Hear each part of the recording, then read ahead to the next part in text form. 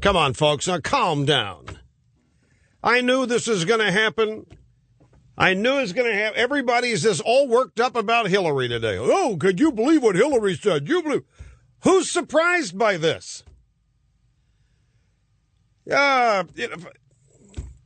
Just calm down out there, folks. It's not that big a deal. Anyway, greetings and welcome. It's the Rush Limbaugh program of the Excellence in Broadcasting Network, and we are here. And we got 3 hours of broadcast excellence just for you straight ahead. Looking forward to being here with all 3 hours. Telephone number is 800-282-2882. The email address, rush@eibnet.com. And we are into this, our third day of podcasting, by the way, and we're going to be adding some things coming up. So the morning update is going to be added to the podcast downloads. Probably sometime next week. We're working on that. And I'm also, haven't made up my mind about this, but I'm thinking of also adding, it's going to be a tough call, but I'm thinking of adding the tapes of the newsletter interviews to the podcasting crowd. They are subscribers anyway of the newsletter. Raw, unedited, just to see what these things sound like. Now, I'm not decided on that, but we're always thinking of adding things to the podcast downloads. And we have our super duper software. By the way, I watched a little bit of Steve Jobs' presentation at the Worldwide Developers Conference yesterday, because I'm a Mac user. I'm all caught up in this switch of theirs to Intel, and I was right, by the way. One of my theories yesterday, one of the reasons is that Intel's working on the Pentium D chip, which has the anti-piracy feature built right into it. Hackers are trying to find their way around it already, of course. But anyway, before he announced the big switch from IBM PowerPC chips over to Intel, Jobs did a little bit on podcasting. And 3,000 people out there in some hotel in San Francisco. He had a list of... He talked about podcasting, how everybody's doing it. He said, even the professionals are doing it. Even the professional, a big list of professionals went up there on the screen behind him on the stage, giant projection screen. And there was one name of one individual involved in podcasting. It was mine. All the others were company names, from Clear Channel to General Motors to what have you. And I had a number of people have emailed me about that as well. So once again, cutting edge, folks, cutting edge societal evolution. I think that what happened, Jobs made one mistake. He made one mistake, that podcasting is the hottest thing in radio. That's not the way to put this. I am the hottest thing in podcasting. This program is the hottest thing in podcasting. Podcasting is not the hottest thing in radio. This is the hottest thing in radio, and this is the hottest thing in podcasting. But people that are not in this business and still learning about it eventually have the truth come their way. We also have the reason that John Kerry did not want his Form 180 signed, didn't sign his Form 180 to release his Navy records. It's because his grades stunk. It's because he got worse grades than Bush did. And they were all touting Kerry as the big intellectual, the smartest guy in the room during the campaign. And, of course, his first year at Yale, he got 4 Ds. Bush actually has a higher GPA than Kerry at Yale. We have details of that coming up. I also want to share with you the details in glorious detail today of our morning update, which has to do with an old woman, an 80-year-old grandmother who just can't get along on Social Security anymore. So she opened up a whorehouse. I mean, she's basically a madam. She's running a prostitution ring. She got caught, and it's another one of these. Gee, what's Grandma going to do? Eat dog food or start a prostitution ring? Because Social Security just isn't enough. We'll have the details of those and quite a few other interesting and funny stories coming up for you as the program unfolds today. But since so many of you seem to be so upset about this Hillary Clinton business, let's go ahead and get started with it. Hillary Clinton, I'm going to call what she did yesterday, a new name for it, halitosis. Not to be confused with halitosis. Halitosis. The whole media has been just dazzled. The media has been amazed. The media has been glorifying Mrs. Clinton's move to the center. Mrs. Clinton's move to the right, Mrs. Clinton's move to the moderate wing of the political movement in this country. And of course, I've sat here and I've told you that that's bogus and it's BS, that she's a liberal. She's always been a liberal. We all know who liberals are. Tiger is a tiger. A liberal is a liberal. Have you noticed something else? I've been meaning to mention this for the past 2 weeks, maybe even longer. But she really got into it in great detail last night in this speech. I think the Democrats have come up with a new talking point or a focus group line, and that is the Republicans' quest for absolute power. Mad dash for power. Consolidating power. Abuse of power. And I think this dovetails with their continuing elevation of this whole concept of minority rights. And I think it's a campaign-tested focus group line. And I think Mrs. Clinton is using it, and all the other Democrats are, because as I've told you, everything they're doing, be it with the judges in the Senate. Oh, we got great comments from the Senate floor today on the debate involving Janice Rogers Brown. Well, as I said, we're loaded today, folks. We're going to get to it in due course, setting the table for you here.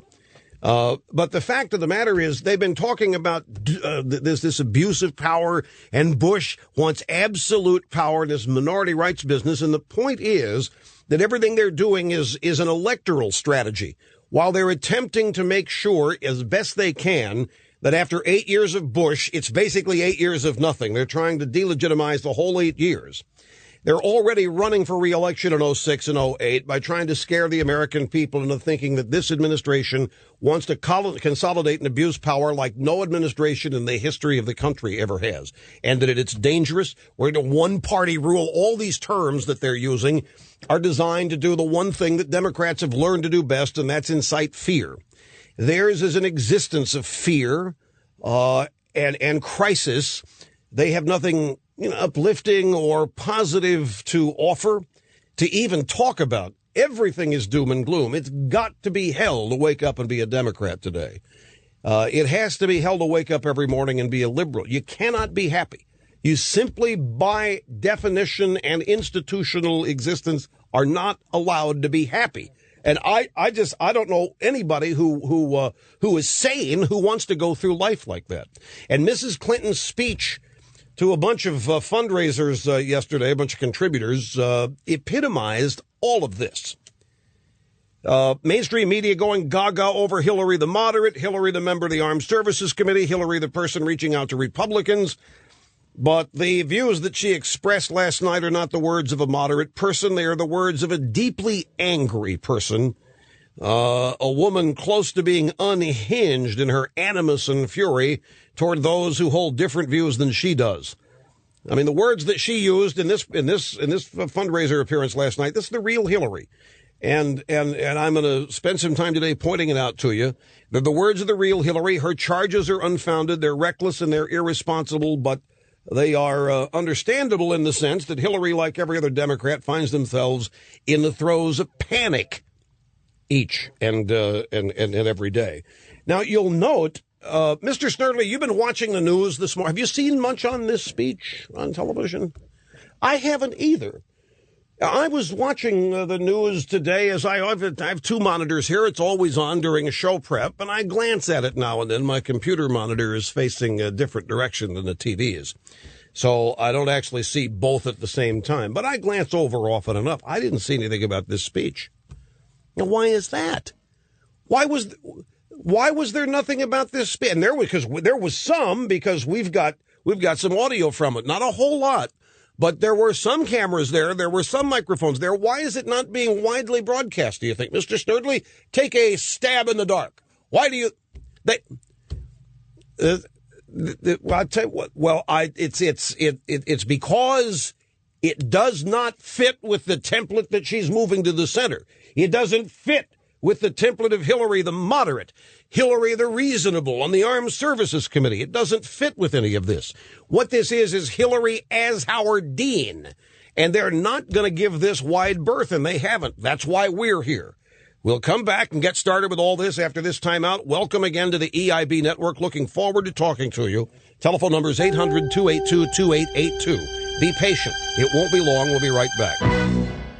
Almost a year ago, just 1 week shy of 1 year ago, there was a ceremony that took place in the White House. When I saw it, I told Cookie, I want you to hold on to this video. Hold on to these clips, because they're going to come in very handy. They're going to come in handy as Campaign 06 and Campaign 08 ramp up. I want you to hear exactly what I said to Cookie on June 14th, 2004. Cookie, we're going to keep these sound bites handy. And every time Hillary or Bill or somebody in their direct orb rips into Bush, we're going to play what Bush said about them at the unveiling of their portrait. And we'll just let the side-by-side A-B juxtaposition speak for itself. Time to revisit our archives. Ladies and gentlemen, June 14th, 2004, President Bush speaking about Hillary Rodham Clinton as her official portrait was unveiled along with that of her husband in the White House. From the earliest days of her youth in Park Ridge, Illinois, Hillary Rodham impressed her family and friends as a person of great ability and serious purpose. At Maine Township High School South, at Wellesley College, and at Yale Law School, classmates saw her not just as an achiever, but as a role model and as a leader. She inspires respect and loyalty from those who know her, and it was a good day in both their lives when they met at the library at Yale Law School. Hillary's commitment to public service continued when she left this house. Listen, New York politics is serious business. It's rough business. It takes an extraordinary person to campaign and win the United States Senate. She has proven herself more equal to the challenge. And she takes an interesting spot in American history today, for she is the only sitting senator whose portrait hangs in the White House. Now, you're really mad, aren't you? Now that I've reminded you of that, you were mad enough when this day started, when you heard about what Hillary said, but now you're really mad. Well, this is why I kept this stuff around, because I want to do this A-B side-by-side juxtaposition comparison for you, just to illustrate who these people really are. Remember how mad you were when Bush did this? You remember how mad you were when Bush lauded Bill Clinton as well? And we told you this is who he is. He is a man who believes in the honor of the White House and the select club nature of the very rare nature of the club, people who've occupied the Oval Office. He's not going to demean it. He's not going to disrespect it. And furthermore, he's a man of faith. And he does not get into partisan battles with people. He doesn't very often criticize people, but certainly in a setting like this, he will not. But that's him. That's just who George W. Bush is. You might say he's a man with class. He's a man with dignity. You just heard what he said about Hillary Rodham Clinton. This is why I kept it, because here's a montage of Mrs. Clinton last night or yesterday at a Women for Hillary fundraiser. You know, the president has two principal financial priorities: the tax cuts for the wealthiest among us and funding the war in Iraq. And of course, it's inconvenient. It's another one of these inconvenient facts that he's the first president in history that took us to war and cut taxes at the same time. There has never been an administration, I don't believe, in our history, more intent upon consolidating and abusing power to further their own agenda than the current administration. It is very hard to stop people who have never been acquainted with the truth. That they must think about the country's future, not just their own partisan political advantage. Now, that's all we have of this. It wasn't widely available. But I have a little transcript here of some of her remarks. Some of them are repeated from what you just heard. There's never been an administration, I don't believe in our history, more intent upon consolidating and abusing power to further their own agenda. Winning elections is what consolidating power is all about. The president has won elections. The Republicans have won elections. They lead the House. They lead the Senate. The president has put his own people into cabinet positions. He's trying to put his own people in ambassadorial slots. Of course, he's consolidating his power, no different than what her husband and her did when they were in the White House. They didn't go out and appoint a bunch of political opponents in the cabinet. They didn't go out and appoint a bunch of political opponents to be ambassadors, say to the United Nations or anywhere else. This is what happens. You consolidate power when you win elections. That's the whole point of our system. The problem is the Democrats can't consolidate power because they can't figure out how to win elections. And so what they're trying to do is frighten everybody into thinking that consolidating power is un-American. They want the notion that we share power. They want the notion that minority have rights. They want the notion that the losers actually get to say how things go in our democracy. And it's not that way. And of course, they never believe that when they are in the majority. They shut the Republicans out. They do nothing to be accommodating. It's the way the system is. But since the Democrats have so rarely been in the last 40 years on the losing side of all this, since they've so rarely been in the minority, they can't get accustomed to it. And they're trying their best to make these 8 years illegitimate. And they're trying their best to make everybody think they ought to still be running the program, running the show, running the country. And the way they're doing it is with Mrs. Clinton's words here, this continued reference to abusing power, consolidating power, raw power. All of these things are designed to simply convey a message to the American people that this is a dictatorship-like government rather than a representative republic or a democracy. Mrs. Clinton also said, I know it's frustrating for many of you. It's frustrating for me. Why can't the Democrats do more to stop them? I can tell you this, it's very hard to stop people who have no shame about what they're doing. It's very hard to tell people that they're making decisions that'll undermine our checks and balances and constitutional system of government who don't care. It's very hard to stop people who've never been acquainted with the truth. This is psychological here. This is just pure psychobabble. Very hard to stop people who have no shame about what they're doing. It's very hard to tell people that they're making decisions that'll undermine our checks and balances. That's a direct reference to the constitutional option. I mean, the minority doesn't have any checks and balances here on the majority in the Senate. I mean, that's not what checks and balances refer to. Checks and balances refer to the different branches of government. Congress checking the the executive, vice versa. The judicial branch supposed to be in there somewhere on checks and balances, but they've been exempt from any checks and balances for who knows how long. Mrs. Clinton described Republican leaders as messianic in their beliefs, willing to manipulate facts and even destroy the Senate to gain political advantage over the Democratic minority. She also labeled the House of Representatives a dictatorship of the Republican leadership, where individual members are all but required to vote in lockstep with the majority's agenda.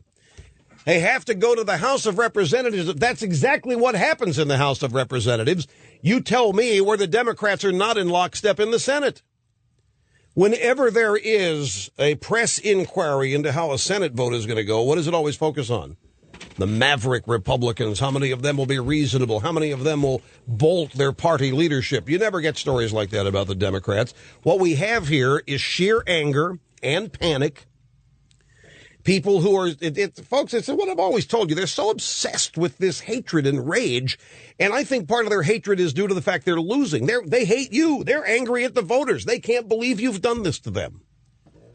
And so they're lashing out with all of and I tell you what they're doing is projecting. When you listen to Hillary or listen to any Democrat these days, listen to their accusations.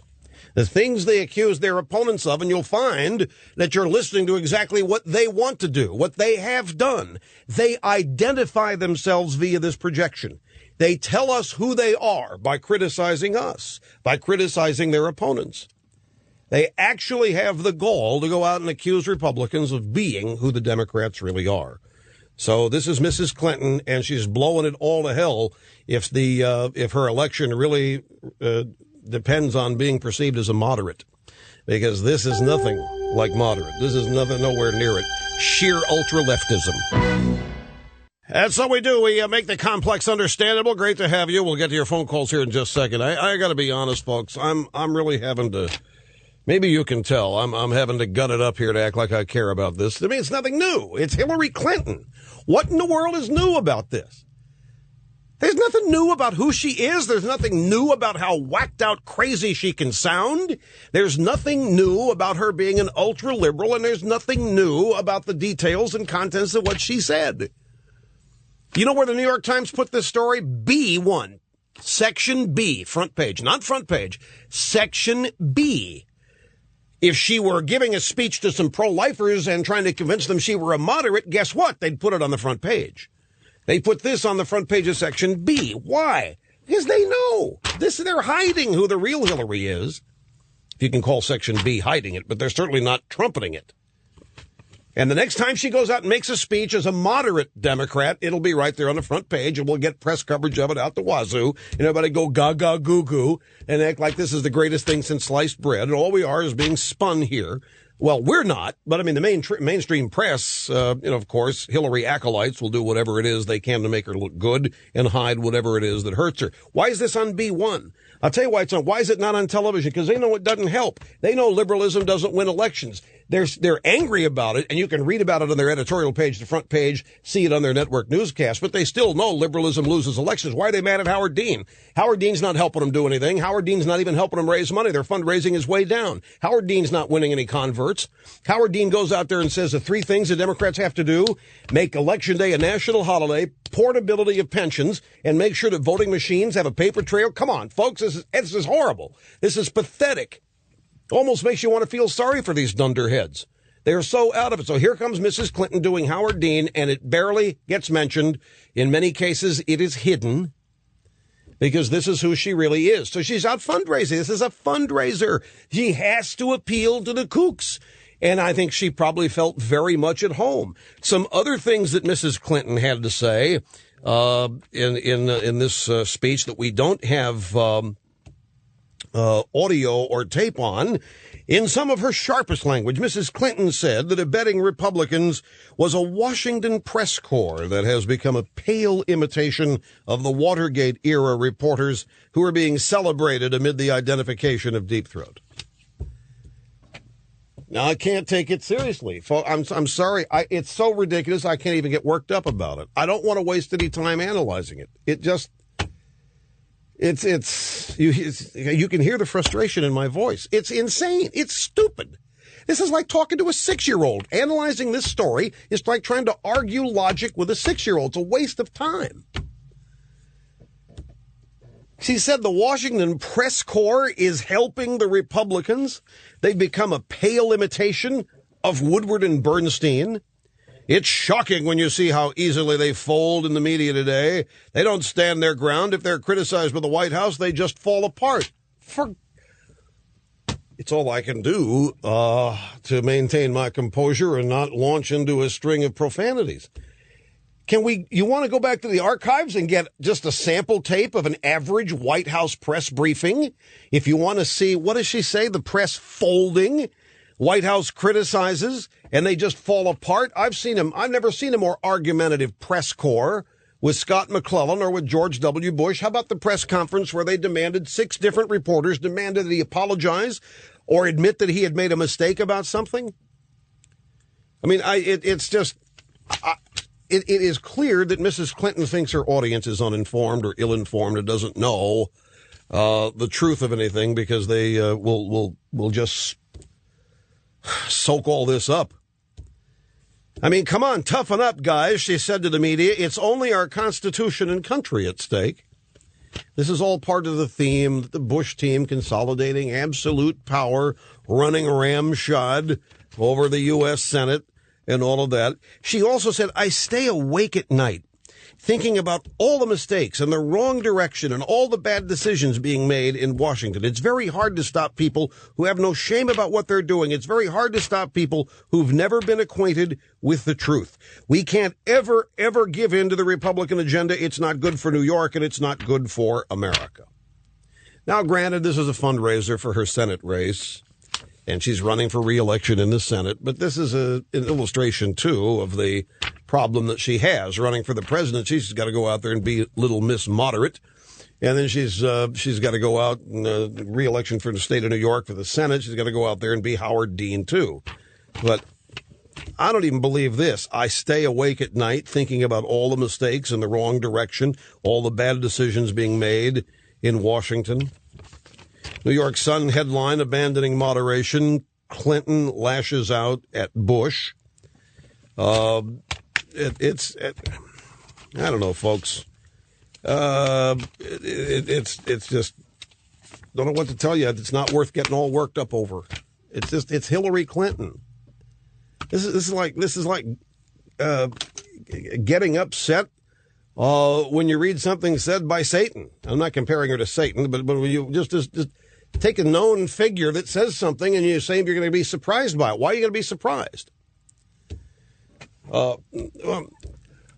I'm not saving any power. Here's the bottom line. I do not have Hillary-itis. I'm not afraid of Hillary Clinton.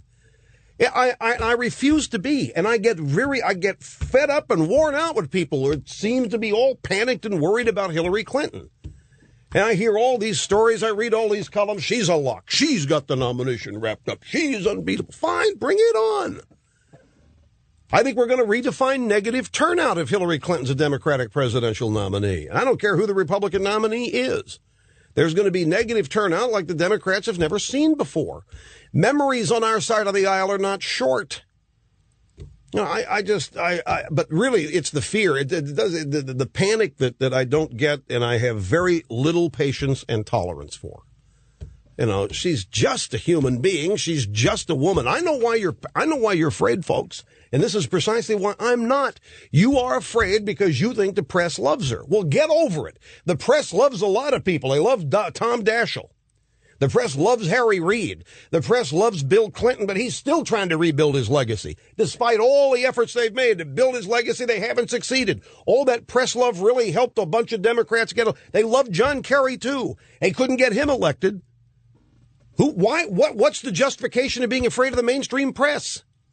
They don't have a monopoly anymore. Their power is dwindling by the day.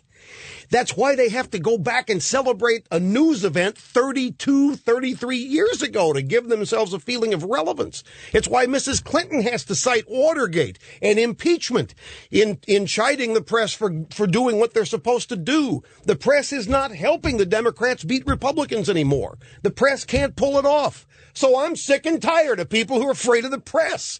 I'm sick and tired of people who are going to go, oh, no, Rush, you see what they said about it? I don't care what they said. If I were to sit there and act caring or frightened of this mainstream press, I would essentially be saying I don't matter. If I'm going to sit here and say that, folks, did you see what the press said? Then why am I here? You know, for 16 years, myself, a bunch of people have been successfully battling these people and whittling down their sphere of dominant influence. It's been profoundly successful, and it's going to keep up. It's going to continue to grow. The mainstream press isn't growing. They are not spreading further word. They're not. I know the worldwide press teamed with them. It can paint a very negative picture every day, and you can be shouting at me right now. What about Abu Ghraib? What about Gitmo? What about it? I see a bunch of people flailing away. I don't see anybody making any points. I don't see us closing down Gitmo.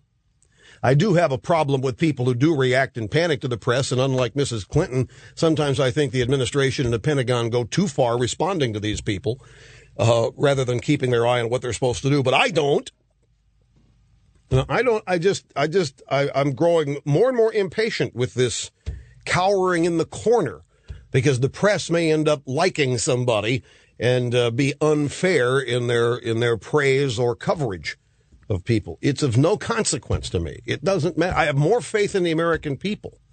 A faith, by the way, born of actual election results. Manny in Ontario, Canada, I'm glad you called. Welcome to the EIB network. Great to have you with us. Thanks for taking my call, Rush. I'm on the highway, so I may lose you. But anyway, I'm a moderate, and oh, darn it. Another cell phone bombs out on a moderate. How unfortunate. Back in just a second. How are you? Welcome back. Rush Limbaugh, the Excellence in Broadcasting Network.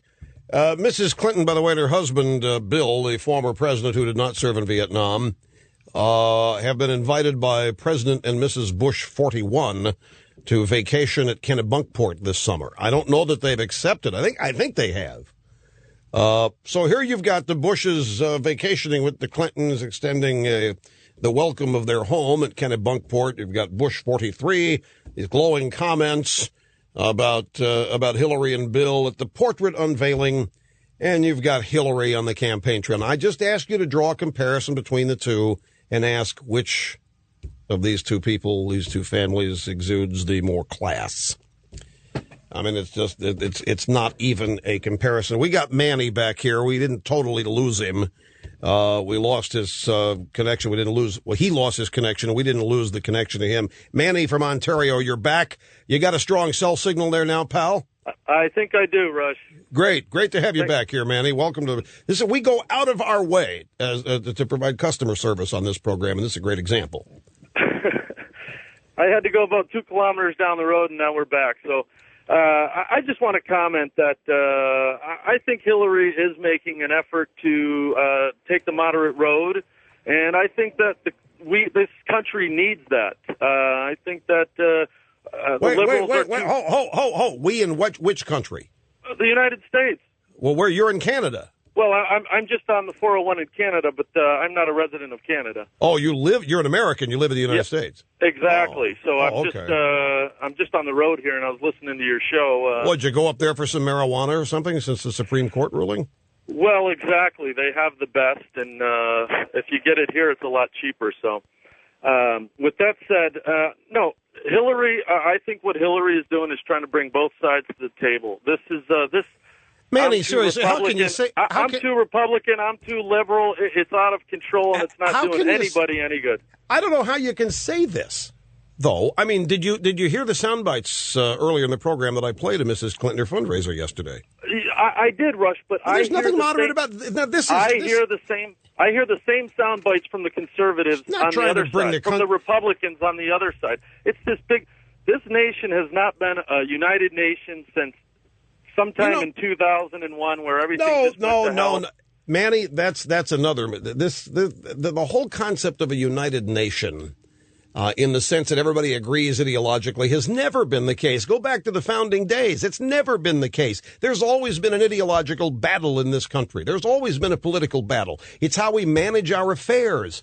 And it takes place in the arena of ideas, where you try to persuade as many people as possible that you're right, and then you get them to go to vote. And when they vote in your favor, that gives you a mandate to implement what you want, because the majority rules in a representative republic / democracy. The Democrats don't want to play by those rules. They don't want to consider losing, and they don't want to have to do what they have to do in the arena of ideas to get their power back. There's nothing moderate about Mrs. Clinton here. She's not trying to bring the country together. I don't know of any Republican elected official who talks of Democrats the way Mrs. Clinton and her party talk about George W. Bush. It doesn't happen. This really is a one-way street, and I think it's one of the reasons that they're losing.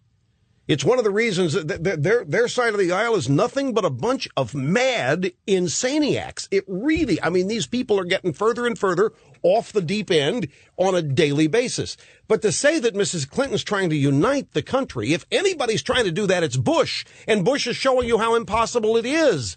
Bush is the one that is not ideological. Bush is the one that's not political.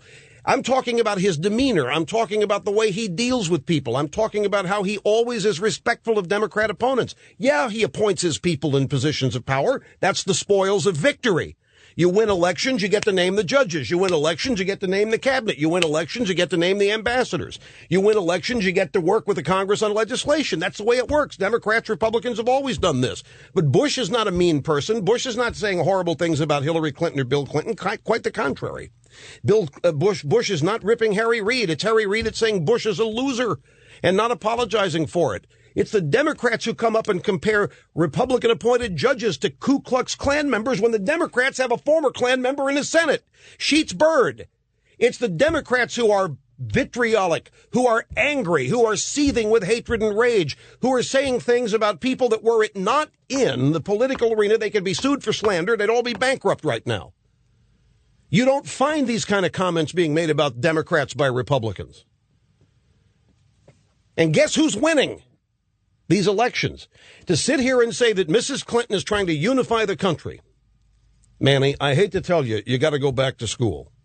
You need more of this program. You need an open mind, and you need to stop getting rid of this flowers and daisy version of America where everybody all gets along and we're all united with the same sense of purpose. It's not been the case. There are winners and losers in the American political system, and it always is an ebb and flow. It always goes back and forth because the winners eventually screw up and the losers have an option to get back in power. But what's unprecedented here is the losers refusing to lose and acting like the winners are an aberration, a mirage. And so if anybody's gumming up the works of the country, if anybody is trying to pretend that the institutions that made the country great don't exist and don't need to be abided by, it's the Democratic Party, led by Hillary Clinton. Sorry, pal, just the way it is. Get used to it. Yeah, hang on here just a second. I'm looking for one more. There it is. Oh, is that it? That's it. Anyway, I've got some interesting, juicy details about this book on Hillary by Ed Klein. But I'm not going to be the first to mention him. I'm not going there. It will come out eventually. It has to do with sexual orientation, and I'm not going to be the one. That's the book that everybody says is going to be presenting a firestorm. The book they're rushing into publication a little earlier than was planned. CBS already has an excerpt. The CBS website has an excerpt about the Moynahans not particularly liking Hillary. Mrs. Moynihan, Pat Moynihan's wife, calling her duplicitous, saying that she has a God complex and believes that God's behind everything she's doing. It's almost Nixonian. And that Mrs. Moynihan's daughter, Maura, is denying all of this, saying that her father's dead, her mother's out of public life now. There will be no comment about this. So, we've also got some interesting poll data on American people and abuse of power. The Clinton administration, I'll share with you. What I want to, I don't have enough time to raise this. I just read something in the Village Voice that apparently an employee of mine was at the Museum of Television and Radio ceremony, honored Merv Griffin. And I'm trying to figure out who it was. So I'm going to ask all of you if you were there. It's fine if you were there. I just didn't know about it till I read this. And welcome back. Hosanna.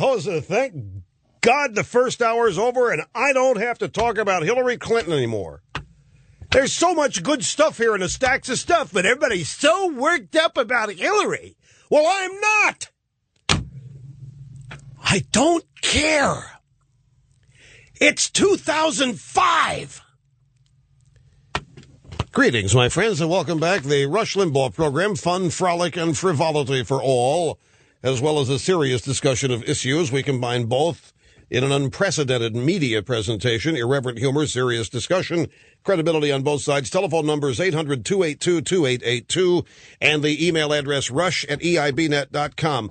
Very briefly, this little piece, I just was sent this by my mistress in North Carolina, and it's a little blurb from the. I knew that'd get you. Anyway, it's a blurb from Michael Musto's column in the Village Voice. Another chat legend, Merv Griffin, beamed when the Museum of Television and Radio honored him in a misty homage to a freewheeling personality, crack businessman, and self-possessed quarter sexual, whatever that means. Griffin had just smirked at the Times that he's always done anything with anyone for a quarter. No wonder he's so rich. Anyway, let me get to this line. Things reached a more profound level when Merv Griffin spoke to Nancy Reagan via telephone for all of us to hear, as a Rush Limbaugh employee at my table started cheering. I would have screamed, "Shut the hell up," but Merv brought out the best in Nancy, commending her for her pushing stem cell research. "Ronnie would have been proud of you on that one," said Merv, even though it's the wrong party. Now, I want to know which one of my employees was at the Museum of Television and Radio honor for Merv Griffin and started cheering when he interviewed Nancy Reagan. So I want to give this person a bonus. Somebody at this table claiming to be an employee of mine. Now, no employee of mine has told me they went to this thing. No employee of mine said, "Hey, you wouldn't believe what happened the other night at the Museum of Television and Radio. I was there, and they interviewed Nancy Reagan with Merv Griffin, and I stood up and cheered and made everybody in the room mad." I would think I would hear about this if this had happened. So I think somebody at Musto's table identified themselves as an employee of mine, but may not have been, which I can totally understand. A lot of people would like to be employees here, would like to be part of the EIB network, but nobody's come forth. The bonus is waiting. Well, how do I know it got quiet in the New York studio all of a sudden? I don't hear them anyway. Oh, you can monitor the New York's. Oh, you can monitor the audio, what's going on in the New York studio, and they got all quiet, huh? Well, see, what's going to be interesting is if more than one people or person comes forth and says it was me seeking the bonus. All right. You know, for the longest time, Senator Kerry, the Democratic presidential nominee who served in Vietnam, refused to release his entire medical file while in the Navy. He refused to sign what is known as the Form 180. We now know why, ladies and gentlemen, because his Navy records revealed his grades at Yale, and they were worse than George W. Bush's. And the Democrats in Kerry so enjoyed ridiculing Bush's intelligence that would have backfired on him if the Navy records would have been released. That's the simple explanation. And no conspiracy, it's no more controversial than that. It would have made them a laughing stock. They're out there talking about Bush as a dunce, Bush as a cowboy, Bush as a party man, a frat man, not taking anything in life seriously, skipping out of the National Guard. He gets better grades at Yale than John Kerry.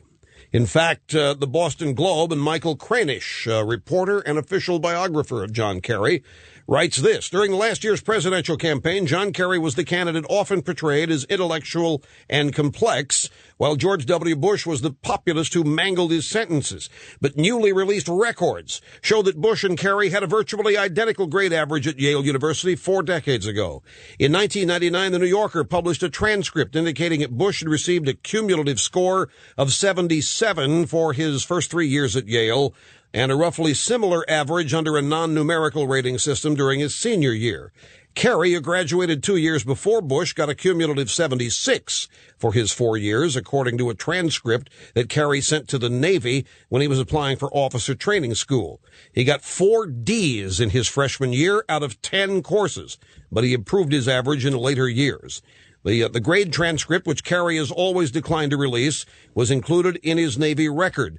During the campaign, the Globe sought Kerry's naval records, but he refused to waive privacy restrictions for the full file. Last month, he gave the Navy permission to send the documents to the Boston Globe. The transcript shows that Kerry's freshman year average was 71, got a 61 in geology, a 63 and 68 in 2 history classes, a 69 in political science, top score a 79 in another political science course. Another of his strongest efforts, a 77, came in French class. John Kerry, the haughty, French-looking candidate who served in Vietnam. So, his grades were no better than Bush's. It is noteworthy, however, Kerry received a high honor at Yale. Despite his mediocre grades, he was chosen to deliver his senior class oration, a testament to his reputation as a public speaker. He delivered a speech questioning the wisdom of the Vietnam War, in which he would soon see combat.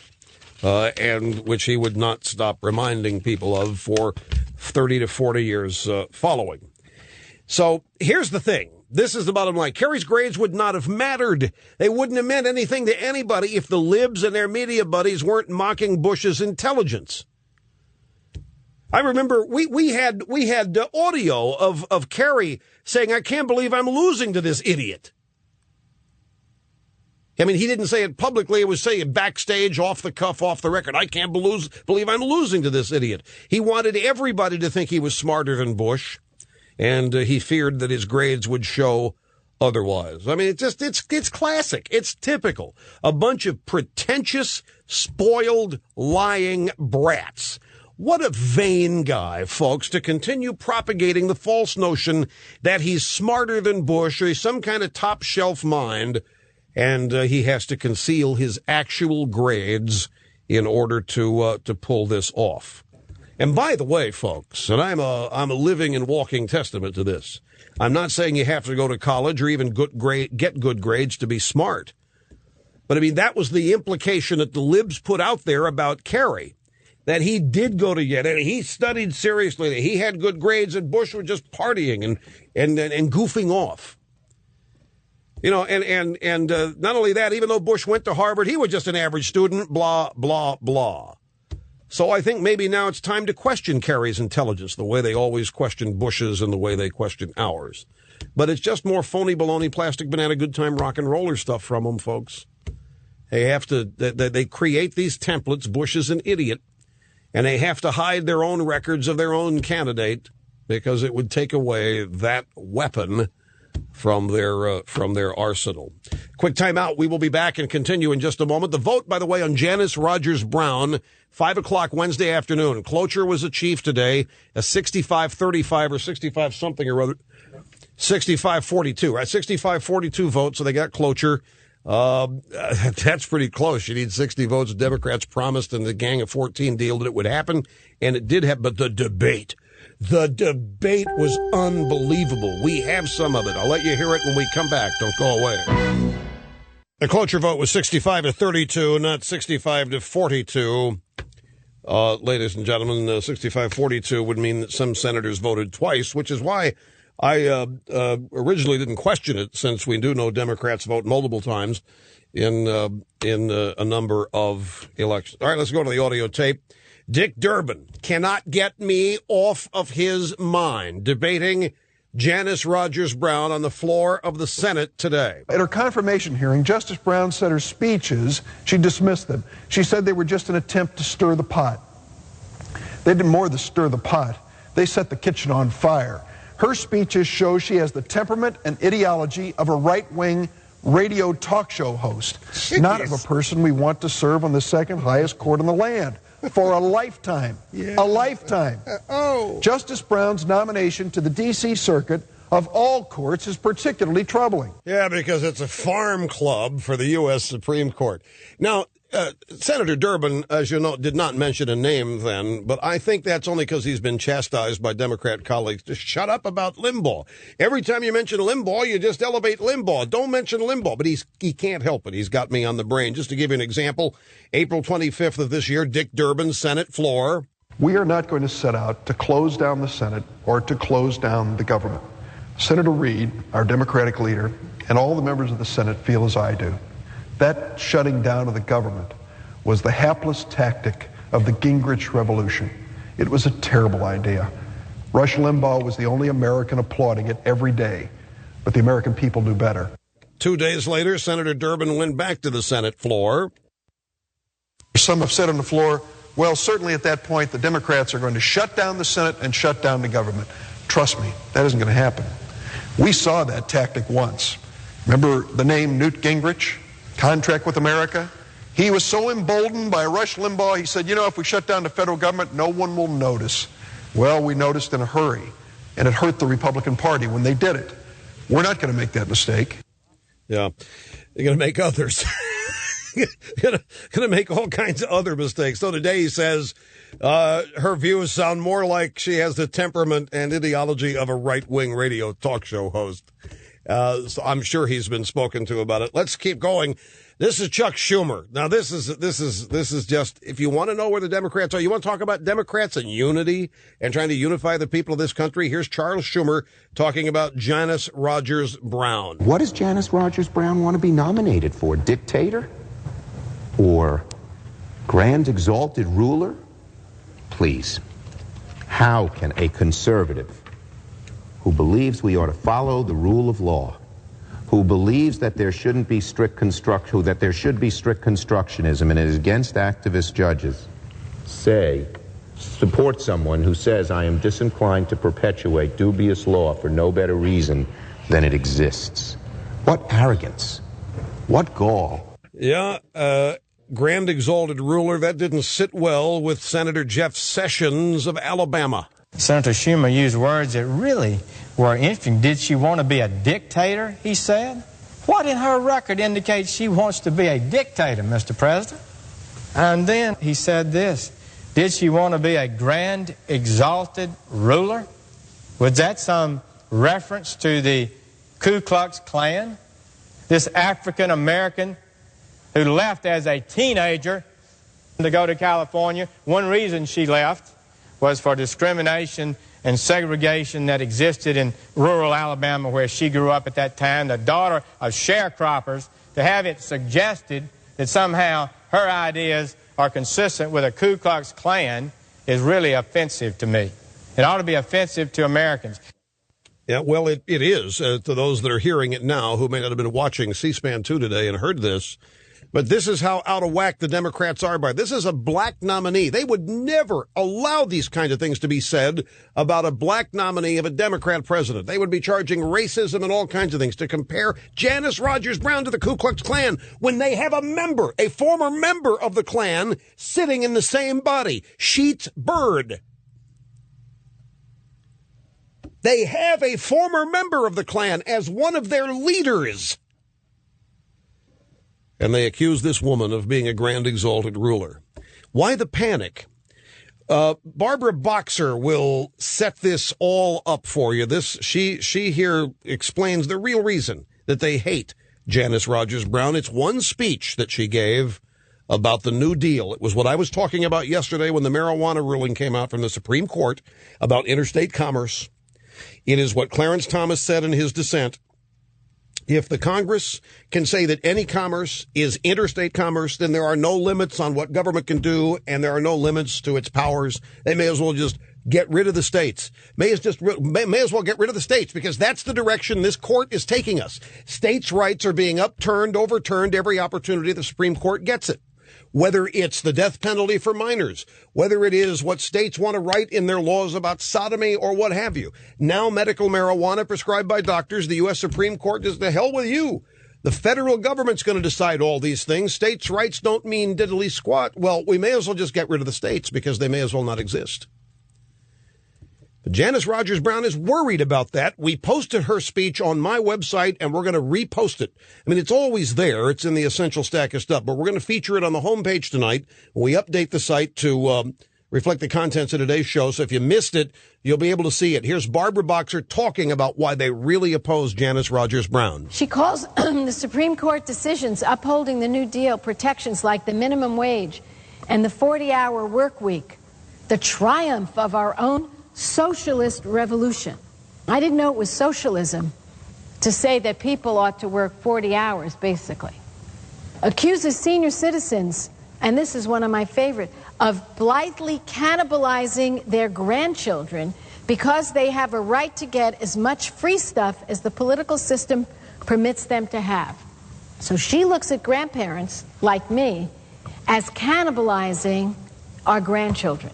How can someone who looks at grandparents as cannibals because they may think it's important to get the Social Security that they paid into the system for and Medicare that they paid into the system for, they're cannibals.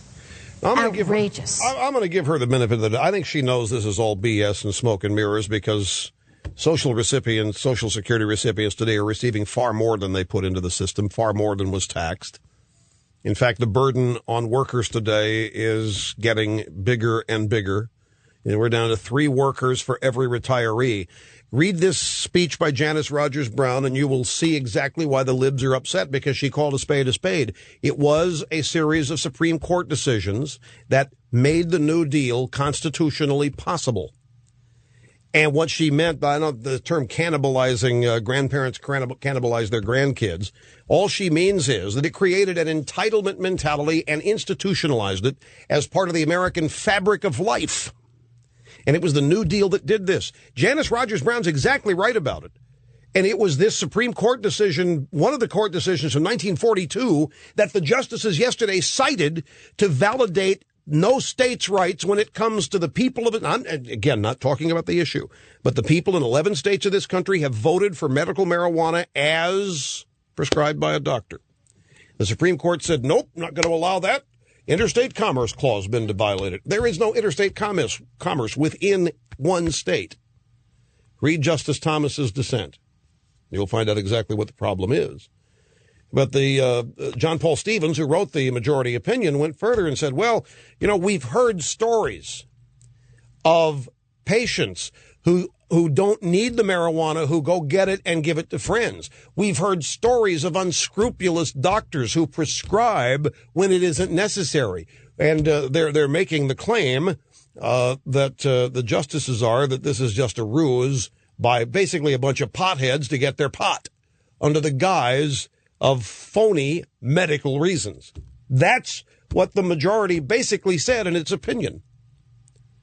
And so the Janice Rogers Brown has given a speech. It was to the University of Chicago Law School about her thoughts on Supreme Court rulings during the New Deal, which established the New Deal as an institution of the American Constitution and of American life.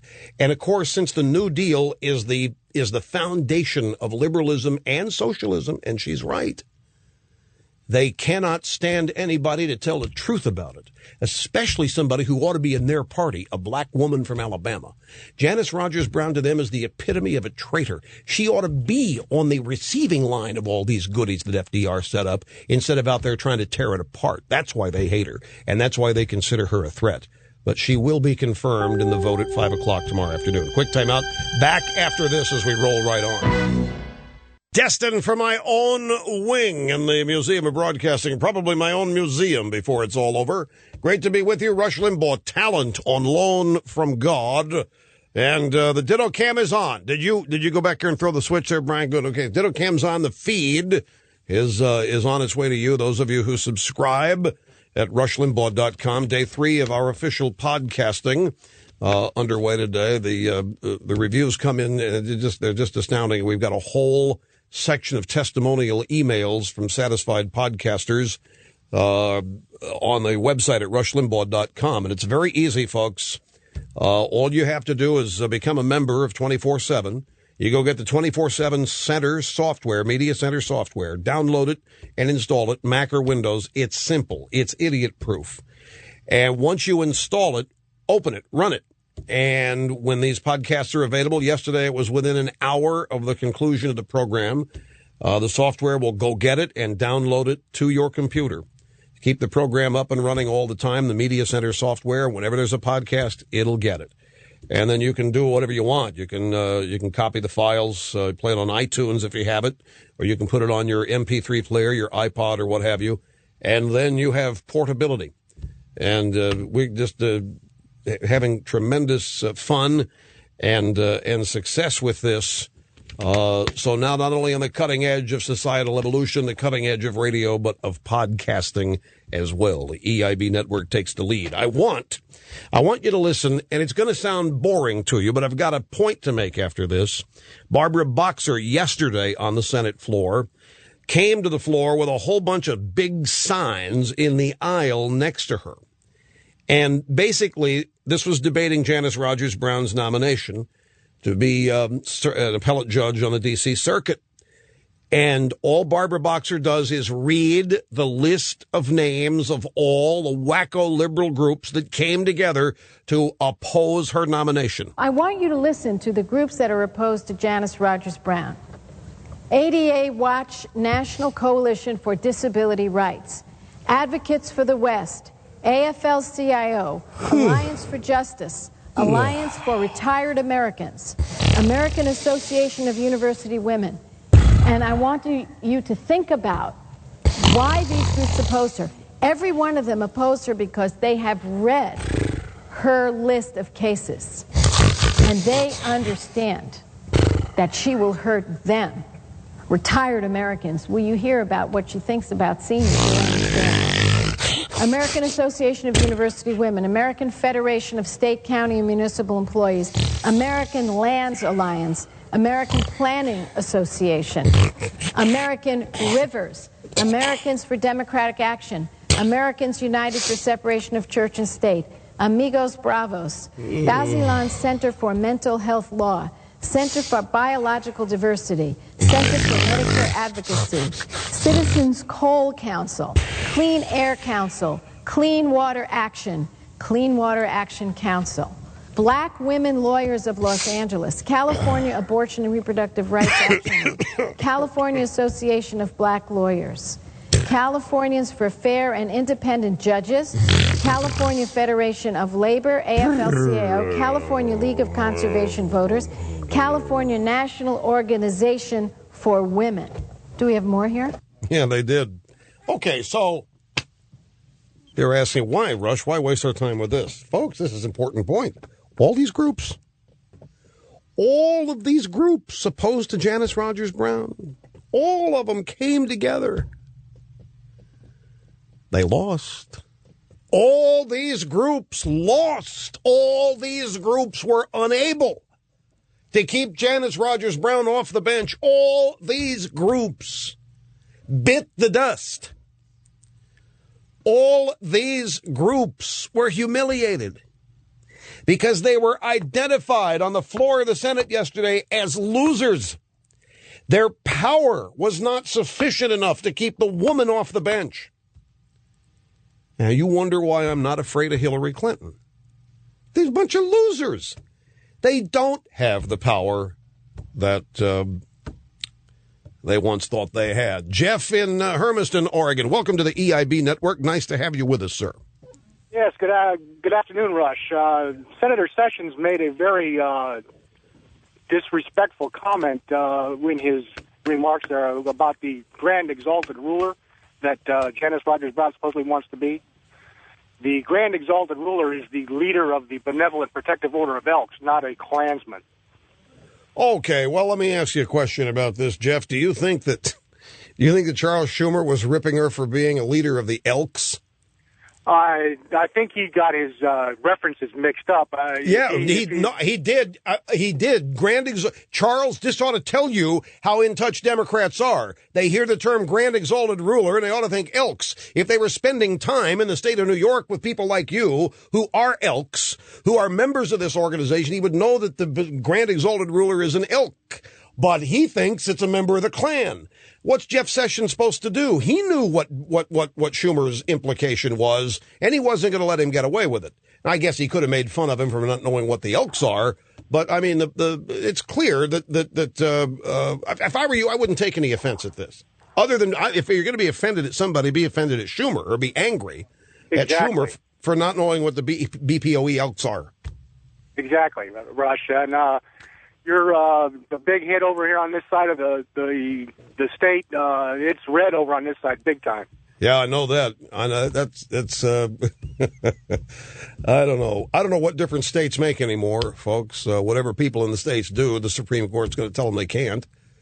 You know, really. I mean, what good are states' rights? From Prop 187 in California to what other prop in California now to the again, leaving the issue aside, medical marijuana. I had somebody send me a note yesterday. Rush, you're missing a point on this. This is just a bunch of potheads, and all it is they want marijuana, and they know it's never going to be legalized, so they want to have it legalized as medicine that is prescribed. You can go out and get Marinol, and it is legal, and it's the same thing. But you don't smoke it. It's a pill and you take it. And I happen to know about Marinol. My mother was given Marinol when she was dying with cancer. And she was given Marinol simply for her appetite, and it didn't work. Not that it doesn't work. I don't know anything about it other than that. But she was prescribed Marinol, and it took 3 weeks to get it. I mean, you would not have believed the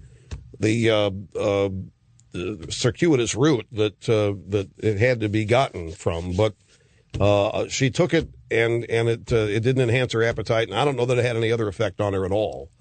Yeah,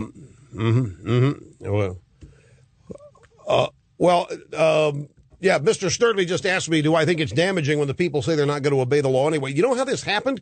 What happened was that this woman has never been charged with anything. About the woman about whom, where does that sound familiar?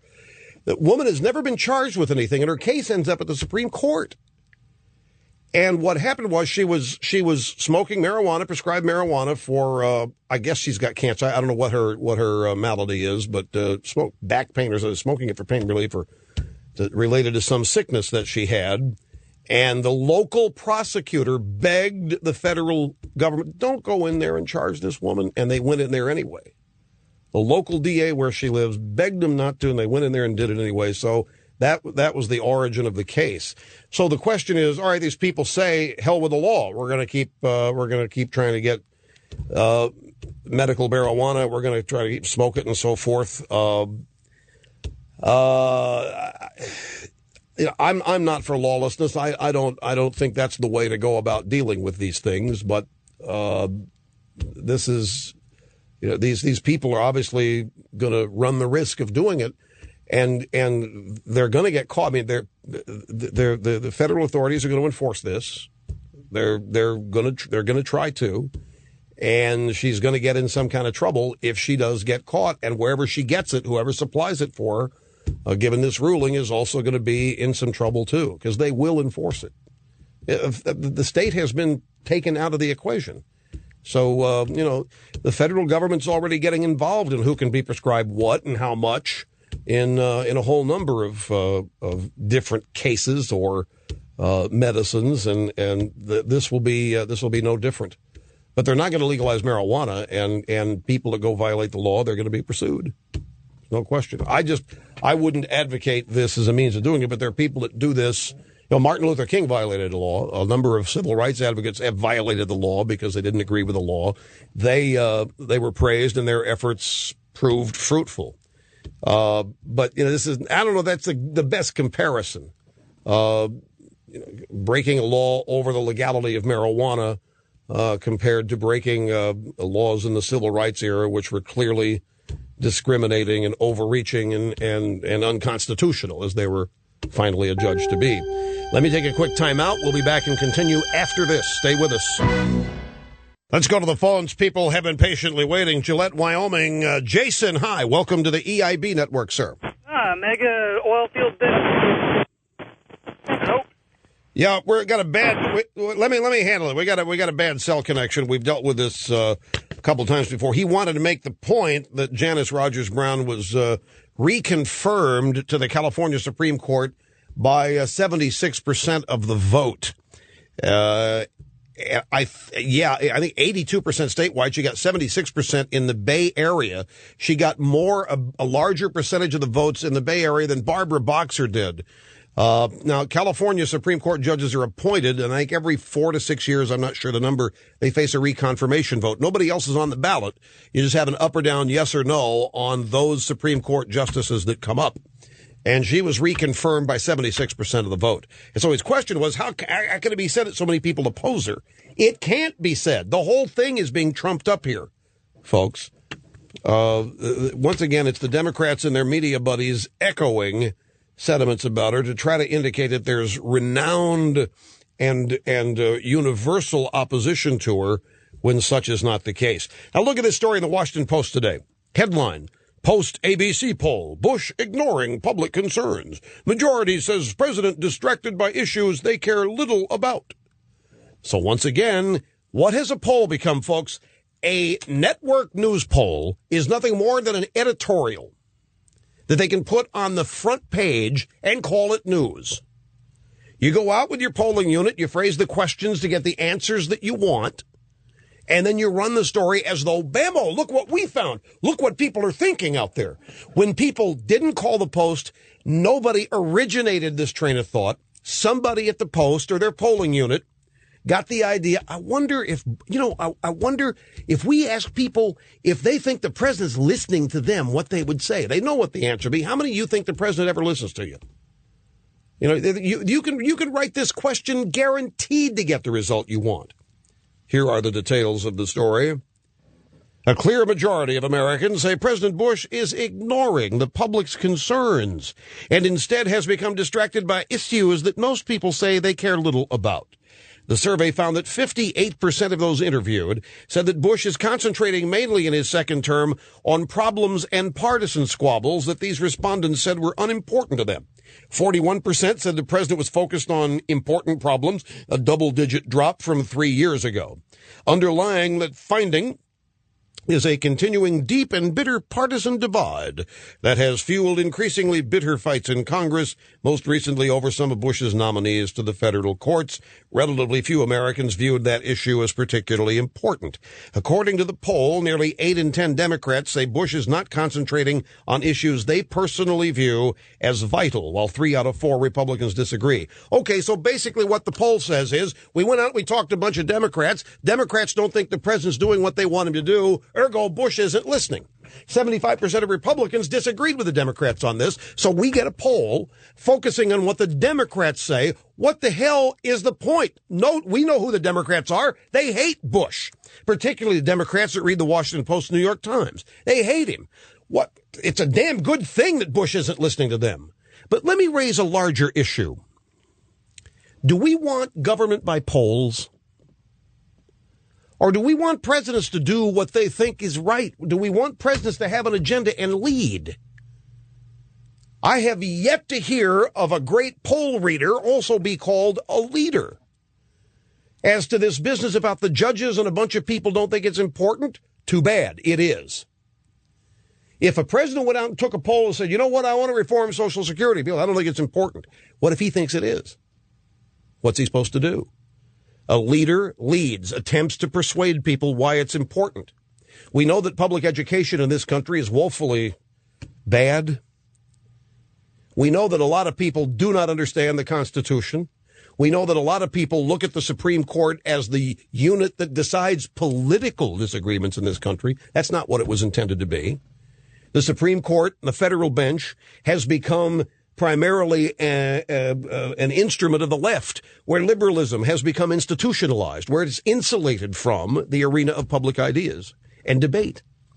The more liberal judges you have inventing law with a liberal tint or deciding cases in favor of liberals or literally ignoring the meaning of the Constitution and the original intent, then you have liberalism made part of the institutional fabric, and there's nothing people can do about it if they disagree with it, because you can't reelect or throw judges out, and you can't say, we don't like that law, we think it needs to be defeated with a new law. That's what happens in Congress, and that's where the people have a voice, but they don't have a voice with the courts.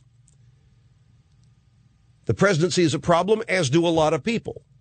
Now, if the public, for whatever reason, is ignorant about the Constitution, the framework of this country, why it is great, why it has survived, if the people of this country are ignorant, are they to be listened to?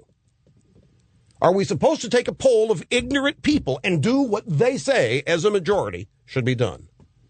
Not a responsible president will not do that.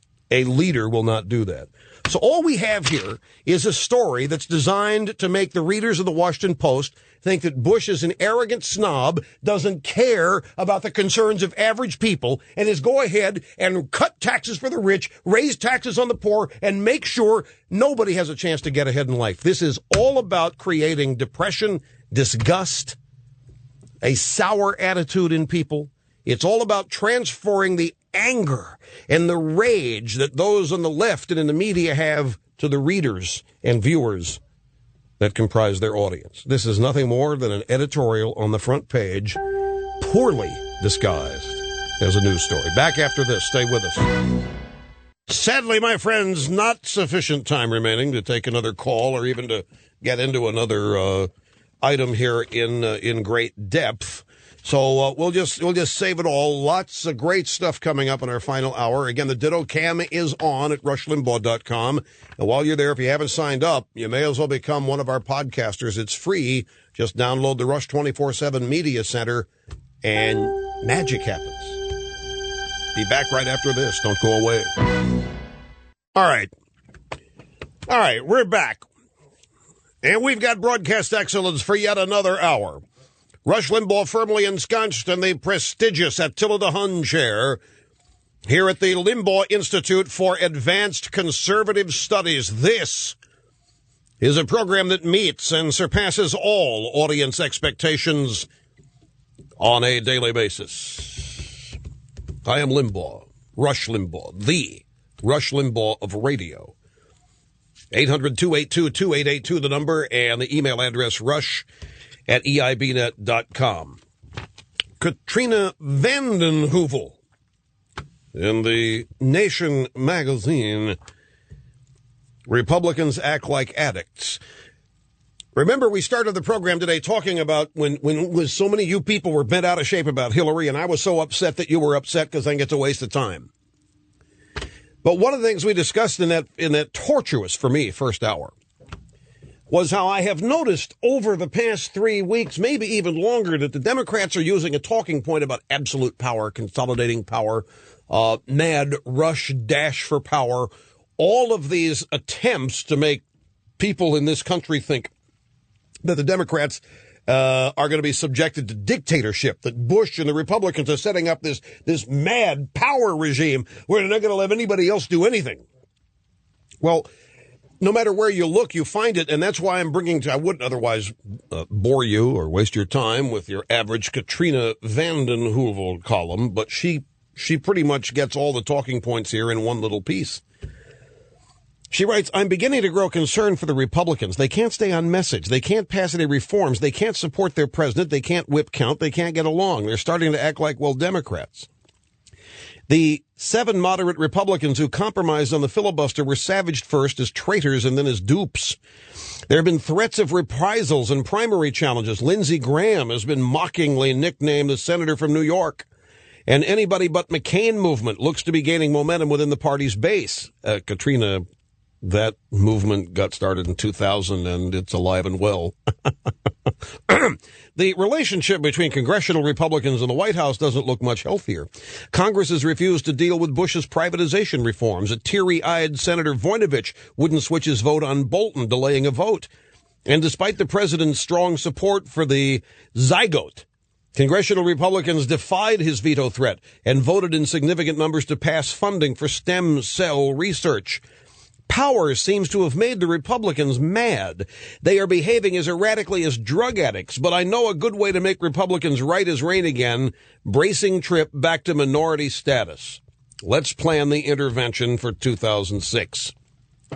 So, addicts, power mad, crazy, insane, all of these things. It's become, I think, a talking point for the libs as they attempt to inculcate even more fear into the hearts and minds of people, when in fact this is what happens when you win elections. You consolidate power and you try to implement your agenda that you sought re-election or election on, and thereby when people vote for you for those specific reasons, you implement them.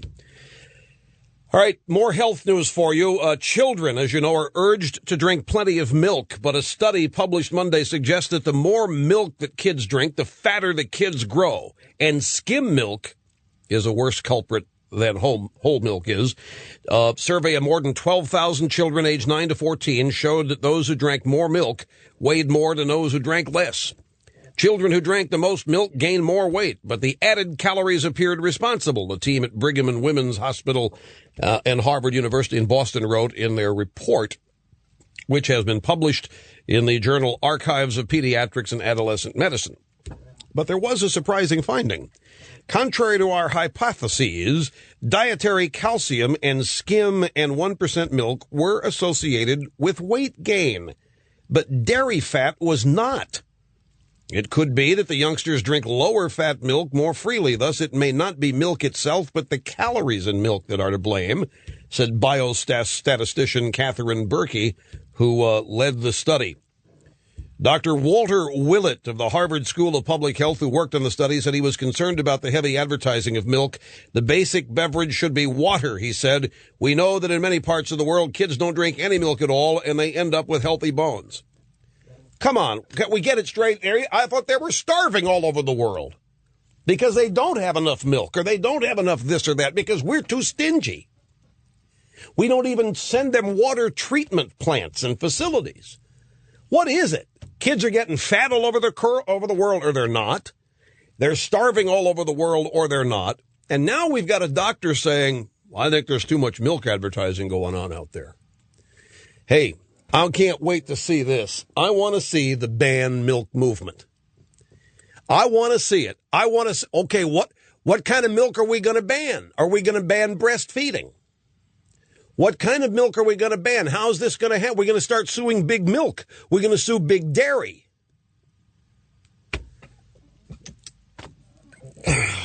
I will bet you that every one of these overweight kids, I'll bet you every one of them at one time or another has had rice or French fries.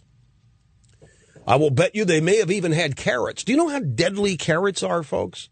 Have you heard the survey results on carrots? Everybody who died in a dramatic and violent automobile accident has been shown to have had carrots within 6 months prior to the accident. People who have gone blind, people who have lost their hearing, it's been discovered, have eaten carrots within months of losing their sight or hearing. People who have come down with cancer. You'd be astounded at this one. The people who have come down with cancer of all kinds, all reported eating carrots numerous times and frequently throughout their lives, even when they were kids and their parents made them when they didn't even like them. The number of people who have fallen on ice and broken a limb also report consuming carrots. Did you know this, Brian? Carrots, it's not reported officially, but carrots, and they're not even advertised. Can you imagine how bad it would be if carrots were advertised? When's the last carrot commercial you saw? You don't see it advertised because the carrot crowd, they know. They've been operating under the radar for you don't know how long. They know how deadly carrots are, but somehow they have managed to get carrots stuffed into the good food groups out there that these medical people come up with. They use cartoon characters. That's how they, Bugs Bunny, a lovable little wabbit who's always screwing around and making a joke and jerk out of Elmer Fudd. What's he eat? Eats carrots. Makes kids think they can escape the next door neighbor. Makes kids think that they can outrun the neighbor with a shotgun. Do you know how many kids who have broken their legs were wearing Nikes? Have you read of a connection between Nikes and broken legs? No, you haven't. Nike has power. We haven't even talked about lima beans. We haven't talked about green beans. The carrot news is bad enough. But now I think we're starting to get to the bottom of all this, folks, because the lid has been blown on the cover of Big Dairy. We now know that milk, if it's leading to obesity among kids, it's also leading to what? Heart attacks. It's leading to high blood pressure and diabetes. And I'll bet you that some of these kids are being made by their mothers to eat carrots right along with it.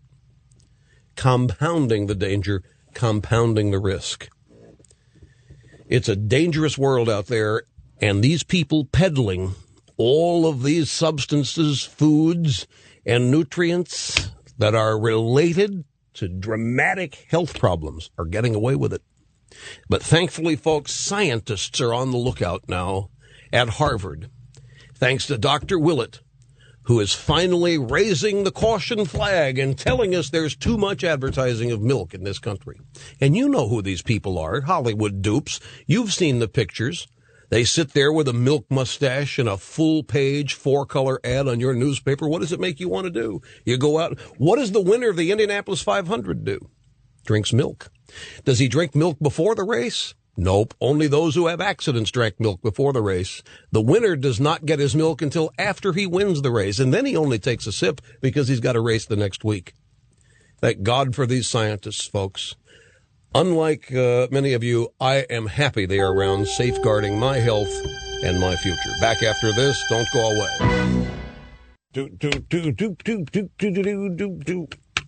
Hi, how are you? Welcome back. New York Times today. Two things here before we go back to the phones. Here's the headline. Most will be mentally ill at some point, study says. Okay, what the hell? What are we doing here?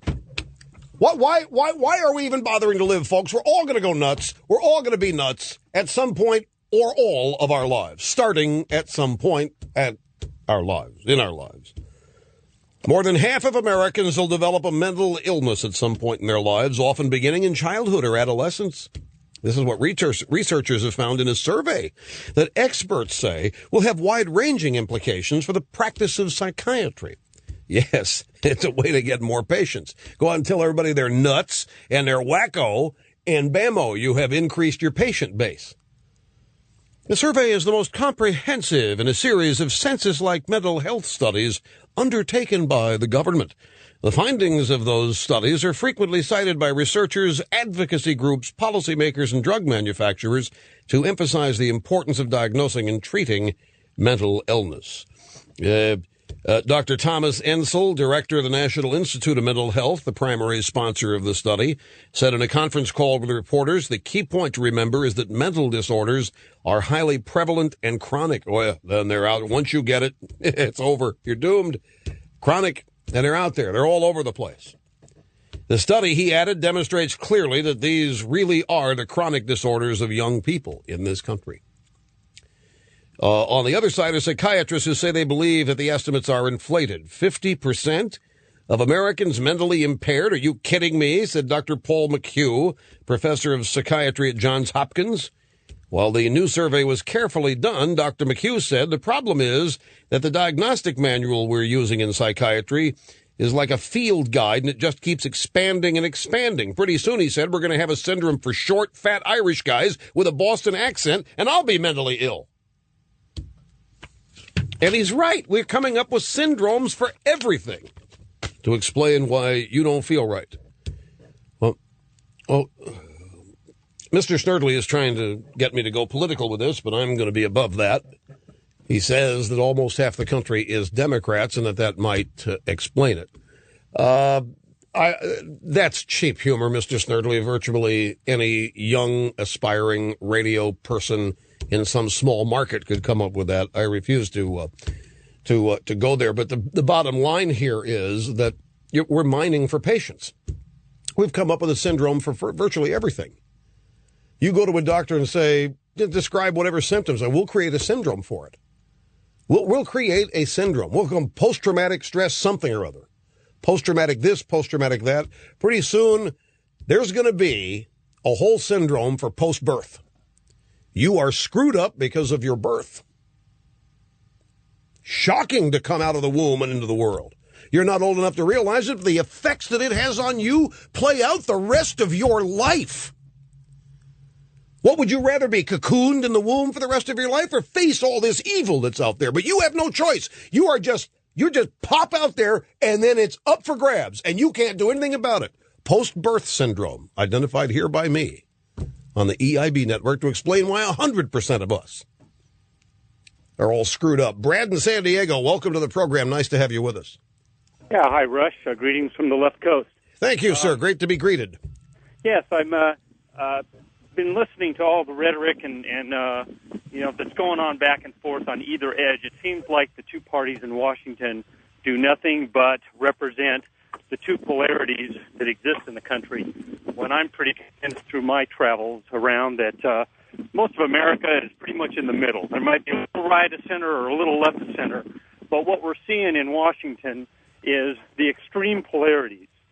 And that's what I think people are sick and tired of, and that's what I think is being reflected in the polls where we're seeing the president's popularity and effectiveness on the decline. May I ask you a couple questions? Certainly. You've described yourself as somebody in the middle along with the vast majority of Americans, they may be a little left or a little right. That's correct. Can you give me some examples of these positions that are centrist positions, maybe a little left, maybe a little right, that you hold, or some of these Americans that you've met hold?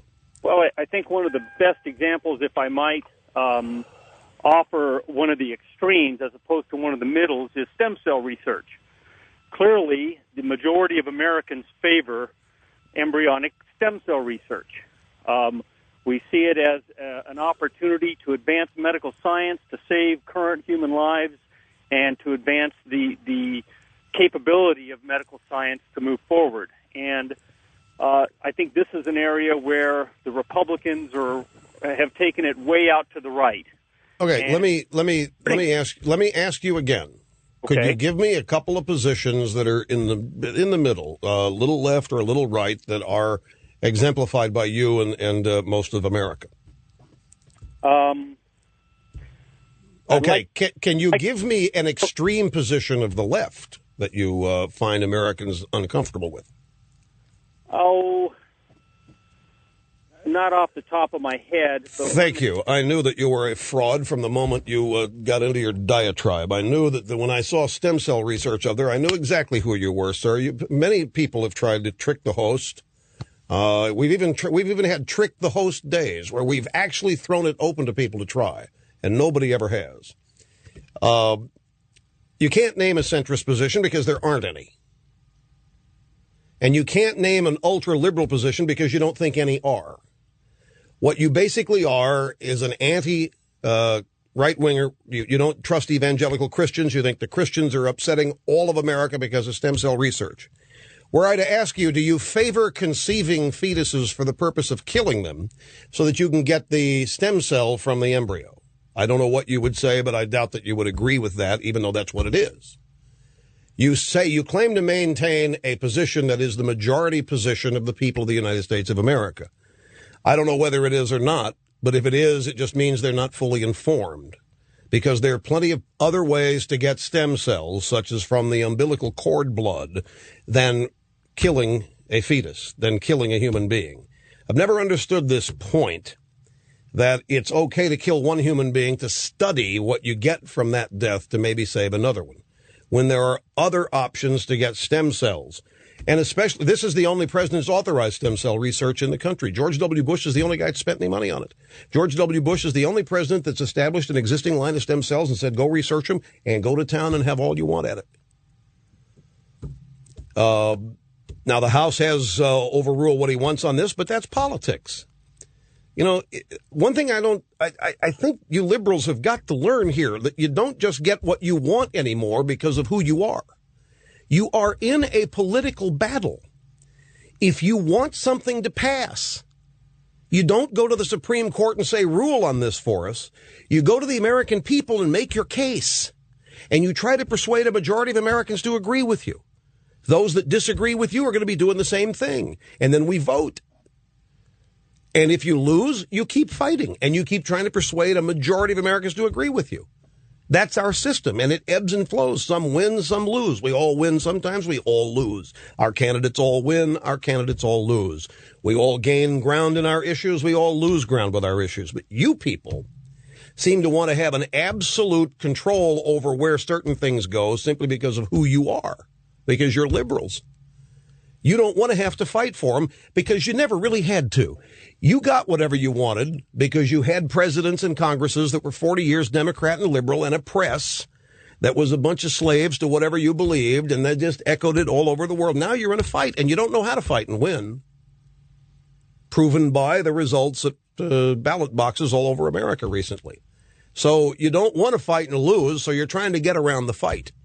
And you're doing that by saying your other side is dangerous, power mad, abusing power, evangelical Christians, trying to thwart democracy, or whatever panic-oriented diatribe you come up with. But you're still losing with all of it. Thank you. Thank you, thank you, thank you.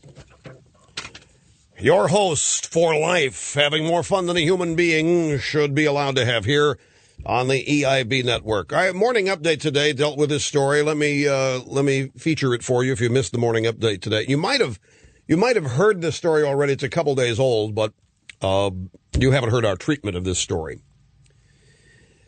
The police in Lindenwood, New Jersey, conducted a sting of escort services. These escort services, the cops thought, were basically fronts for prostitution rings. Whorehouses, if you will. And they found that one of these prostitution rings, called August Playmates, was run by a seasoned citizen, quite seasoned, 80 years old. Her name Vera Tercy, and she was the madam. Grandma Vera ran the enterprise from her apartment. She charged the clients $160 for an hour with one of her girls. She kept $60. The cops began wondering about her age when they called during their undercover operation, because Grandma appeared to have trouble breathing. When they come to the 80-year-old woman, they call her up, and they think they're calling a whorehouse, and they get this 80-year-old woman with labored breathing. State Police Detective Sergeant Thomas Cornely said, you get a feel for how old someone is when you talk to them, and she sounded like an 80-year-old woman. And so because of her poor health and her labored breathing, the police didn't take her to the lockup when they arrested her. They did arrest her. They uncovered her operation. Now, this story, though, is different from all of the other madams that they rounded up in this sting operation. And it's actually quite different than it appears. Because, you see, Grandma Vera Tercy told the police she had to do this. This is the only way she could supplement her Social Security check. She's 80 years old. Social Security is not enough. She had to become a madam. She had to have a ring of call girls. She had to do her own version of Sidney Biddle Barrows in order to make ends meet. It's either prostitution or dog food for Grandma Vera Tercy.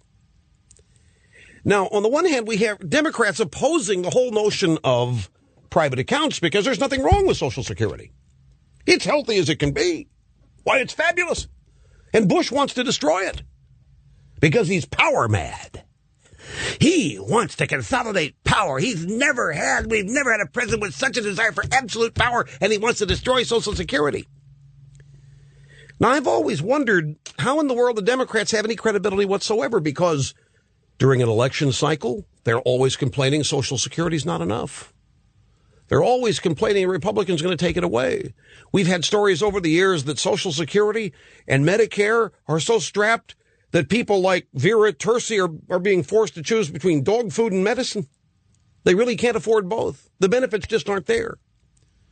Then they turn around on the next day, practically, and claim that Bush, or whoever Republican's running for office, wants to take their Social Security away from them. Well, how can you take away something that's not sufficient anyway? So here you have an 80-year-old grandmother to supplement Social Security, which the Democrats say is just in great shape, doesn't need any fix whatsoever. It's been saved. It's solvent. I mean, it's there. I mean, everybody is going to be fine and dandy. Bush is going to destroy it, but otherwise it's okay. Here's this woman admitting that she can think of nothing else but prostitution to supplement her Social Security. But just think of this. If Vera Tersi, the 80-year-old madam who was arrested, could have set up a personal savings account 50 or 60 years ago, she'd be living large. She wouldn't have any problems with Social Security being insufficient. She wouldn't have needed to turn to prostitution, corrupting the lives of her girls. We don't know how old they were or are. That would be interesting to find out. But the truth is, if she'd had a private account, her own personal savings account, she would be living large. She would have more money than whatever her Social Security monthly benefit is, and she would not have to depend on booking call girls to make ends meet. Meanwhile, the woman still needs to work. And I think, what are they going to do? Put her in jail? Yeah, they're really going to put an 80-year-old woman in jail, especially one who can't make ends meet on Social Security?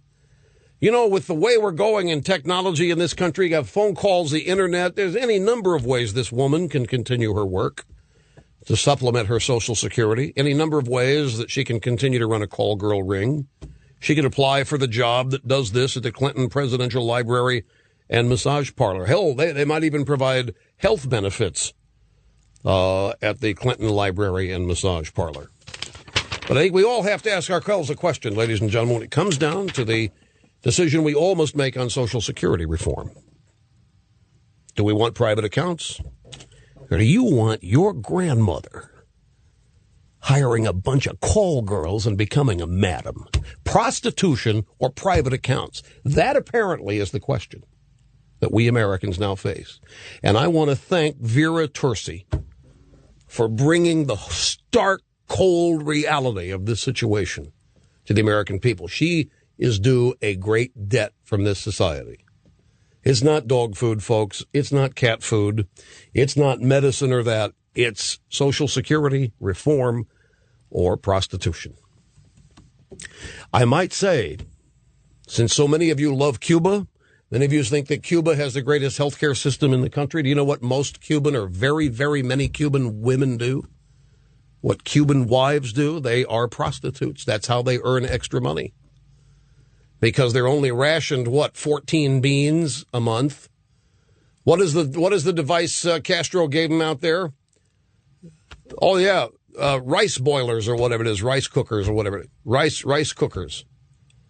Apparently it's not enough. They still have to turn to prostitution. And so did Vera Tersi at 80.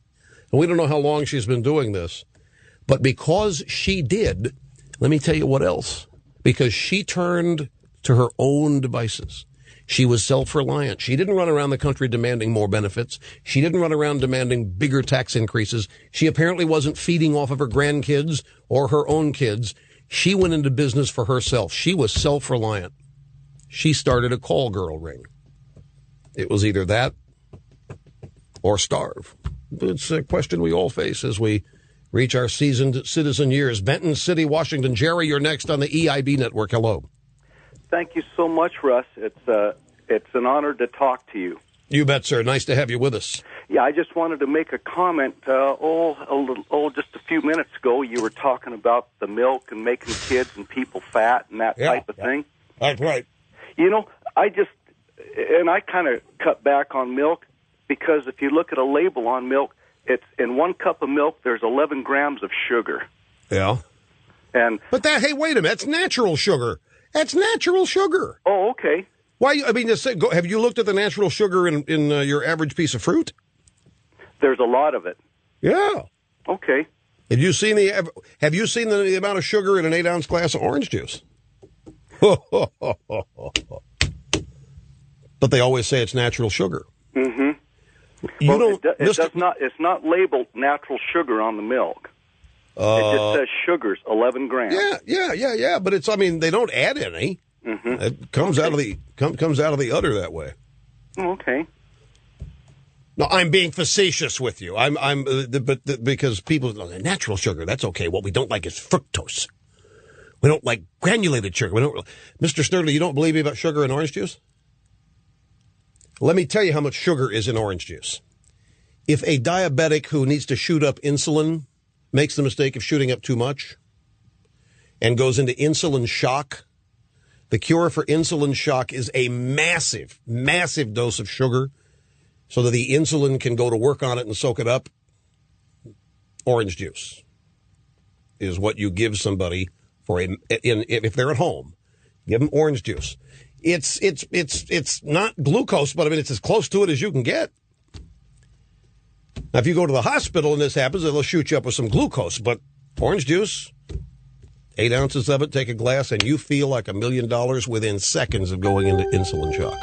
A quick timeout. We'll be back after this. Don't go away. We're back. El Rush Most Serving Humanity, executing assigned host duties flawlessly. 0 mistakes so far, and there won't be any. Barry in Houston, you're next on the EIB network. Hello. Hi, Rush. Yes, sir. I have a comment. You had mentioned before about stem cell research. I happen to have a daughter that has juvenile diabetes. She lives on a needle. She lives on insulin to stay alive. The only potential cure for her that's out there is stem cell research. Whether it be embryonic, whether it be cord, whether it be any or adult, whatever it is. The problem that I have is that my wife happened to call one of the drug companies that manufactures insulin. According to their annual statement, I think last year, the year before, they did about $12.8 billion in revenue. 20% of that $12.8 billion of revenue went for insulin, was insulin sales. My question is that when my wife called the president's office of the drug company and asked them if they were donating any money for stem cell research or to find out what they were doing, she was told basically that by the president's office that they don't want to see a cure for juvenile diabetes because, quote, it will affect their bottom line. And I'd like to, and personally, I'm not convinced that this is a right to life issue. I think that we need to, as a country, look at these diseases, look at the money that's being spent on drugs to maintain these diseases and not cure these diseases. And if stem cell research holds the future for some potential cures, I think that's where the Bush administration needs to. Well, see, you just said the key word "if." There have been so many false hopes raised with this whole stem cell argument. We don't know what we're going to find, but so many people believe that there's a cure for virtually anything at the end of the rainbow when it comes to stem cell research. And I'll tell you what, it is a life issue because the pro-stem cell crowd is not interested in cord. They want embryonic. If you think this is a separate issue from the pro-abort crowd, you've got to be more open-minded about the political realities of various interest groups in this country. Now, I've heard all my life such things as, hey, you know what? General Motors, Ford, they've all got a 250-mile-a-gallon engine. The oil companies are paying them billions to not produce it because it'd put them out of business. I've heard there'll never be a cure for cancer. because there's too much money treating it. Too much money in the radiation therapy, too much money in the chemo industry, too much money in the hospital industry. They need this business. There'll never be a cure for cancer, even though we've cured some, even though we've cured a lot of diseases. We have made headway on a lot. Some of this stuff is not easy. I think we've had so much medical success that people have high expectations here. But this is one of the most. Do you know how much we know? I mean, we map the human genome. Do you know how much we know? We don't know a smidge, folks. We know so little about what all this is and why it happens and how to fix it. Where the progress is slow. I've heard people say that, we really will never cure cancer because if we did, look at the population problem we'd have. Nobody would die. They'd die of other things, but they wouldn't. We need alcohol. I've heard people, we need all these diseases as population control. I've heard people say that's why the diseases exist. It's all part of natural selection. You hear all these things. When you have a family member that's impacted personally by this, I think you're more susceptible to believing these things. But somebody in the president's office of a drug company is telling you this, I would be suspicious of it. If that were true to be the last thing they would admit. Unless you've got a malcontent employee in there who didn't get a raise yesterday or the day before you called, and you're just getting an opinion. But I think this is another classic case where conspiracy theories are attractive because they seem so simple, whereas the truth seems so complicated. Maybe it's the other way around. The truth is so simple, and yet people can't accept simplicity. It's got to be complicated. There have to be all these other reasons why this isn't happening, whatever it is. Things that people cannot explain can be easily explained by a conspiracy because it doesn't take a whole lot of brain power to conceive one of those, and it's just simpler to do it. But I don't frankly think that's the case. In fact, I think the pharmaceutical industry is under assault in this country. I think the pharmaceutical business is under siege in this country. And I think they do we have the best healthcare system in the world, and we feed and we clothe and we provide medicine and we provide more healthcare for people in the world than any nation ever has or any nation ever will. And, we've never had experts before tell us that we're going to get cures from X, Y, or Z. But all of a sudden here with stem cell, we've got paraplegics and quadriplegics thinking they're going to walk with stem cell research. John Edwards is out there saying if he and John Kerry had been elected, Christopher Reeve would be walking. It's irresponsible. It's utterly irresponsible. And yet, because people want these things so desperately, they're prone to believe them all. But I think a more rigorous examination of some of this stuff would prove valuable to a lot of people. I got to run because of the constraints of time. We'll be back in just a second. Wrap it up. Stay with us. Let me leave you with one news story in case you haven't heard this. Here we go. It's more on the globalization front. And I'm going to tell you right off the bat, the liberals will love this. And sadly, some of our own justices will as well. A Spanish judge in Madrid wants to question 3 U.S. soldiers as suspects in the death of a Spanish cameraman who was killed when a U.S. tank fired on a hotel housing foreign journalists during the 2003 assault on Baghdad. The Pentagon has found no fault with the soldiers, but High Court Judge Santiago Padras wants to question the 3 men who were in the tank. So a Spanish judge wants to question 3 soldiers about an act of war. I don't know what's going to happen. Well, Padres on Tuesday agreed to send a request for U.S. cooperation in the investigation, but he is still only in the initial stages of the criminal investigation and several steps away from bringing any charges. His investigation stems from a complaint brought by a family of one of the journalists that was in the hotel. So, if our courts are going to apply foreign law to our citizens, why shouldn't our citizens be subject to foreign law? I mean, if you're going to sit there and say, well, we ought to bring in foreign law. I mean, it's a worldwide thing. We live. Fine. All right. Well, then let's go ahead and send these 3 soldiers over to Madrid and let them be tried for a crime in an act of war. I mean, that's what's happening, folks. Be back. See you tomorrow. Have a great Tuesday. Look forward to the next time. Adios.